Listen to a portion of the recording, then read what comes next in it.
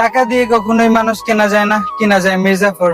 টাকা মানুষকে অহংকারী করে না, অহংকারী করে তার চিন্তা ভাবনা। টাকা দিয়ে স্বপ্নকে বাস্তবায়ন করার চেষ্টা করা যায়, কিন্তু স্বপ্ন কেনা যায় না।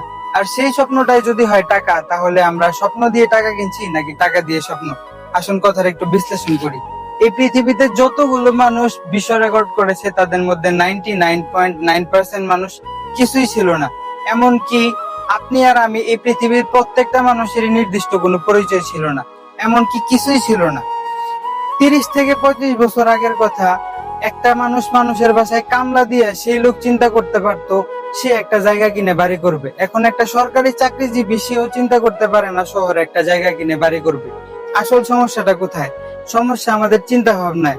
হঠাৎ করে মানুষের টাকা বেড়ে গেলে সে বড়লোক হয় না, সে হয়ে ওঠে অহংকারী। আর অহংকারী হোক আর যাই হোক সে হোক, শেষ ঠিকানা কিন্তু কবরস্থান। অহংকার করো আর যাই করো, 3.5 হাতের বেশি কিন্তু পাবা না।